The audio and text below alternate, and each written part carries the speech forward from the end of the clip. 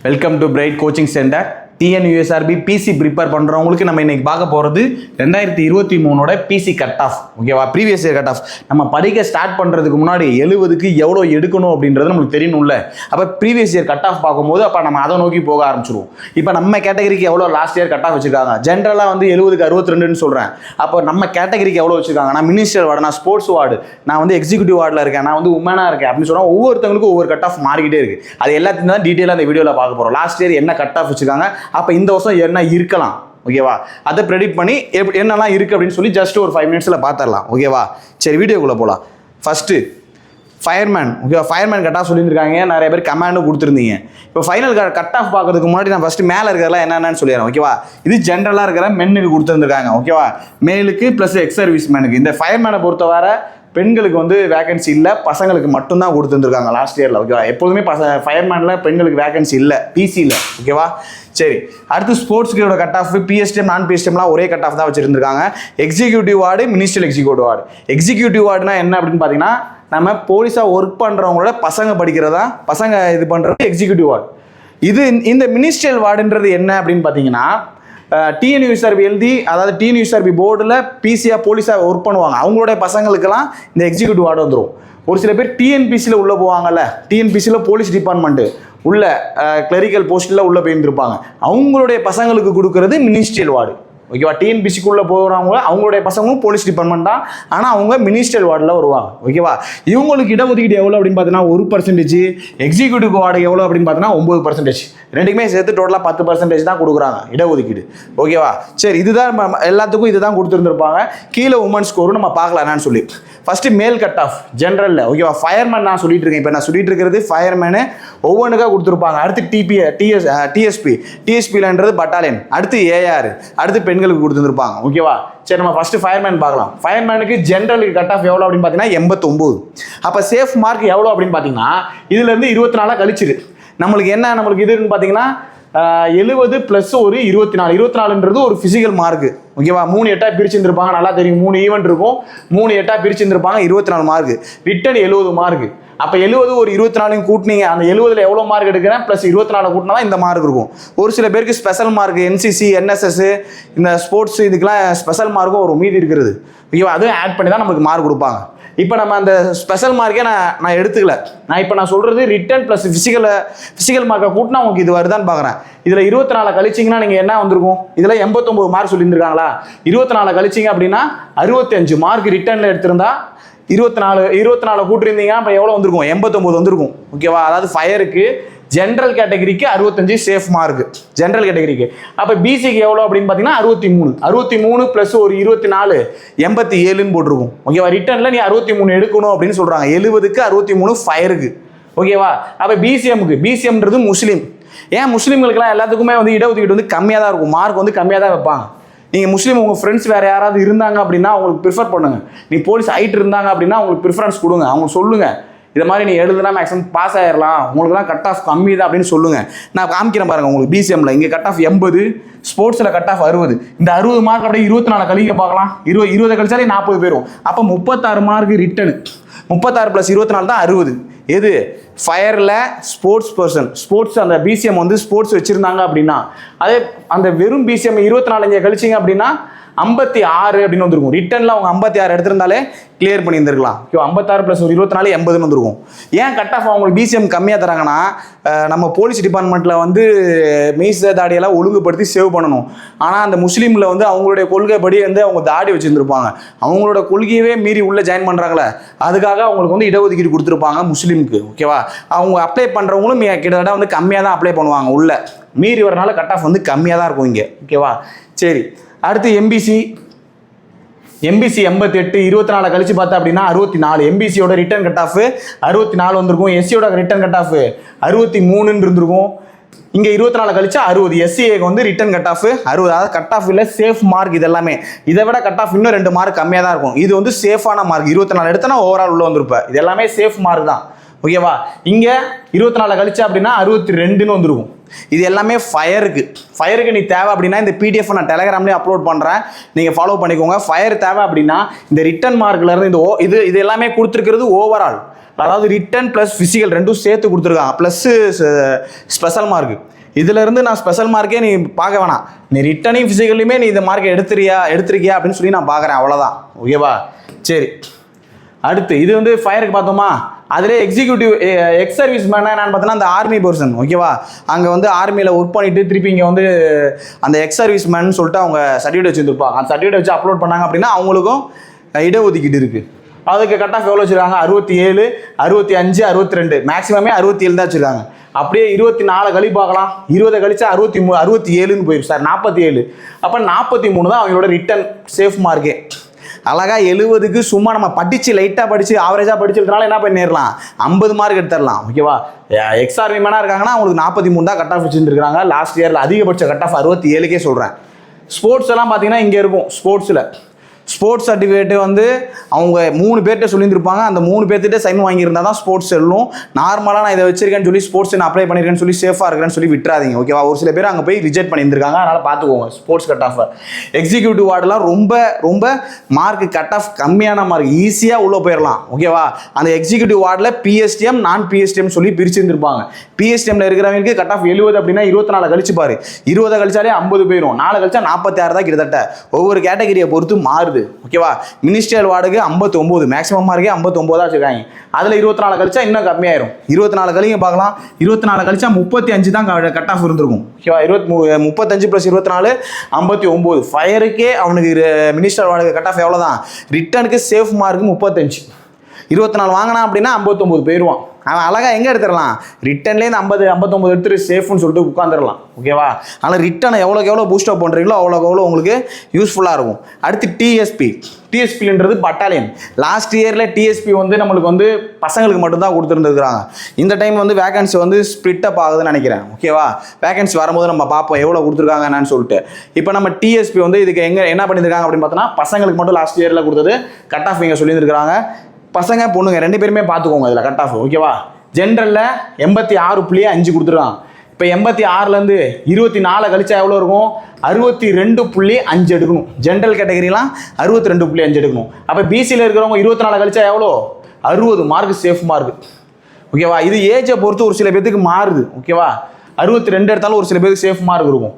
இங்கே 75ங்கிறது 62 கழிச்சோம் அப்படின்னா, சாரி 24 கழிச்சோம் அப்படின்னா 50 மார்க், 51 மார்க் இருக்கும். பிசிஎம்முக்கு 51 மார்க், எம்பிசிக்கு அப்படியே 24 கழிச்சோம் அப்படின்னா சரி 75லேருந்து 24 போயிடுச்சு அப்படின்னா 25ன்னு வச்சுனால 50 51 இருந்திருக்கும். இங்கே 85ங்கிறது 61. ஓகேவா? 85க்கு கட் ஆஃப் எவ்வளோ அப்படின்னா எம்பிசிக்கு வந்து 61 எடுத்தால் போதும். எஸ்சிக்கெல்லாம் கிட்டத்தட்ட அதே தான், 24 கழிச்சு பார்க்க வேண்டியதான். 84னா 24 கழிச்சா 60 இருந்திருக்கும். ஓகேவா? அப்படியே இதெல்லாம் நீ கழிச்சு நீ பார்த்துக்க வேண்டியதா. 24 கழிச்சா ரிட்டனில் இது ஓவரால் மார்க். இதுலேருந்து ரிட்டன் அந்த ஃபிசிக்கல் மார்க் 24 கழிச்சு எவ்வளோ வருதுன்னு மட்டும் நீ பார்த்துக்கோ. ஃபிசிக்கலில் 24 எடுக்கிறதா டார்கெட்டாக இருக்கும். நீ அதையே நீ இங்கே ரிட்டன்லேயே தூக்கி வச்சுட்டு அப்படின்னா ஃபிசிக்கலில் ஏதாவது ஒரு இதில் சிங்கிள் ஸ்டார் ஆனாலும் நீ ஈஸியாக உள்ளே போயிடலாம். அதுக்கு நீ ரிட்டன்லேயே நீ தூக்கி வைக்கணும் மார்க்கை. ஓகேவா? இதுதான் நம்மளோட ஓவரால் மார்க் அப்படின்னு நீ எய்ம் பண்ணிக்கோ. 85 அடிக்கணும். இப்போ நான் வந்து இங்கே 85 எம்பிசி நான் 85 அடிக்கணும் அப்படின்னா நீ 65 அதிலே தூக்கப்பாரு, மீதி 20 தான். நம்மளுக்கு எத்தனை மார்க் ஃபிசிக்கலில் 24 மார்க், ஏதாவது ஒன்று சிங்கிள் ஸ்டார் போட்டாலும் நம்ம அழகாக உள்ளே வந்துடலாம். 3க்கு 3மே டபுள் போடணும்னு அவசியம் இல்லை. அதுக்கு ரிட்டன் மார்க் நல்லா தூக்கி வச்சுருந்துருக்கணும். நான் ரிட்டன்லேயும் நான் கம்மியாக வாங்கியிருக்கேன், இதுலேயும் கம்மியாக இருக்கேன்னா ஓவரால் வராது. ஓகேவா? அதனால் நல்லா பார்த்துக்கோங்க. ஸ்போர்ட்ஸ் கட் ஆஃப் பாரு, அப்படியே டிஎஸ்பியில் ஸ்போர்ட்ஸ் கட் ஆஃப் இங்கே 82, ஓவராலே 82 தான். அப்படியே 24 கழிச்சு பாருங்கள், 20 கழிச்சா 62ன்னு மாறிடும், 58ன்னு வந்துடும். ஓகேவா? ஜென்ரலுக்கு இங்கே 24 கழிச்சோம் அப்படின்னா 54 கட் ஆஃப். பிசிக்கு ஸ்போர்ட்ஸில் இருக்கிறவங்களுக்கு 54ன்னு வந்துடும். பிசிஎம்லாம் பாரு, அப்படியே 24 கழிச்சோன்னா 20.5 தான். பிசிஎம்மில் முஸ்லீமில் ஸ்போர்ட்ஸில் இருக்கிறாங்க அப்படின்னா கட் ஆஃபே அவ்வளோதான். 80 எம்பிசிக்கு 80. ஓகேவா? 80லேருந்து அப்படியே 24 20 கழிச்சா 50, சாரி 60, அதுலேருந்து கழிச்சா 56ன்னு இருந்திருக்கும். எதுக்கு? பிசிஎம்மோட ரிட்டன் வந்து 56 எடுத்தால் சேஃப் மார்க் ரிட்டனில். இப்போ நம்ம பார்க்க போகிறது எல்லாமே ரிட்டன். ஃபஸ்ட்டு கண்டத்தை தாண்டணும். 70க்கு எவ்வளோ எடுக்கணும்? ஓகேவா? 70க்கு எவ்வளோ எடுக்கணும், அவ்வளோதான். மேக்ஸிமம் நீ 62க்கு மேலே எடுத்துட்டோம் அப்படின்னா சேஃபான ஜோனில் இருப்போம். 62க்கு கீழே இருக்கிறோன்னா நம்மளுக்கு கொஞ்சம் கஷ்டம் தான். கேட்டகரியை பொறுத்து மாறும், ஒவ்வொருத்தவங்களுக்கு கேட்டகரியை பொறுத்து மாறும். நம்ம கேட்டகரியை நீ நினச்சிக்கோ. ஓகேவா? இதான் நினச்சிக்கோ. ஆனால் உன்னோட ஹையஸ்ட் எய்மு 65க்கே தூக்கி வை. 65க்கு மேலே எடுக்கணுன்னே தூக்கி வை. ஓகேவா? அது மாதிரி வெறும் புக் பேக் ஒரு சில பேர் சொல்லிட்டு இருக்காங்க, வெறும் புக் பேக் பாக்ஸை படித்தாலே போதும் ஈஸியாக அடிக்கலாம்னு சொல்லிட்டு. அப்படிலாம் கிடையாது. ஓகேவா? லாஸ்ட் இயர் கொஸ்டின் நான் உனக்கு புக் ப்ரூஃபே போகிறேன், அடுத்த வீடியோ புக் ப்ரூஃப் போடுறேன் பாரு. உள்ளெல்லாம் பூந்தெல்லாம் கேட்டுருந்துருக்காங்க. புக் பேக்கில் வந்து ஒரு 2-3 கொஸ்டின் தான் வந்திருக்கும். அதை பார்த்து ஏமாந்துடாத. புக் பேக்கும் வெறும் பாக்ஸுமே படித்து பாஸ் ஆகிடலான்னு. நல்லா உள்ளே பூந்து ஒன்லைனர் படிக்கணும். புரியுதா? சரி, அடுத்து எக்ஸிக்யூட்டிவ் வார்டு. எக்ஸிக்யூட்டிவ் வார்டும் கிட்டத்தட்ட அதே தான். எக்ஸிக்யூட்டிவ் வார்டு, மினிஸ்டர் வார்டு இதில் கேட்டிருந்தீங்க, கமெண்டில் கேட்டிருந்தவங்களாம் அந்த பிடிஎஃப் பார்த்துக்கோ. டெலகிராமில் போகிறேன், பிடிஎஃப் நல்லா பார்த்துக்கோ. ஓவரால் கட் ஆஃப்லேருந்து 24 கழிச்சு பார்த்துக்கோ. ஓகேவா?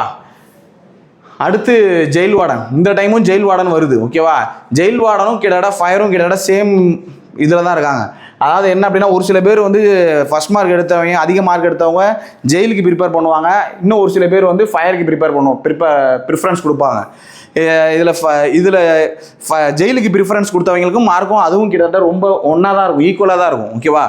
இப்போ இதுக்கு கட் ஆஃப் எவ்வளோ அப்படின்னு பார்த்தீங்கன்னா, ஜென்ரலுக்கு வந்து 89.5ன்னு சொல்லியிருக்கான். அதில் 24 கழிச்சிங்க அப்படின்னு பார்த்தோன்னா 65.5. அதில் 65 பார்த்தோம், இங்கே 65.5. ரெண்டுக்கும் ஈக்குவலாக தான் கட் ஆஃப் இருக்கும். ஓகேவா? யாருக்கு? ஃபயருக்கும் ஜெயில் வார்டனுக்கும். ஓகேவா? சரி, அப்படியே 24 கழிச்சு பார்த்துட்டு 24 கழிச்சு பார்த்தோம் அப்படின்னா 88லேருந்து 24 கழிச்சோம் அப்படின்னா 64ன்னு இருக்கும்.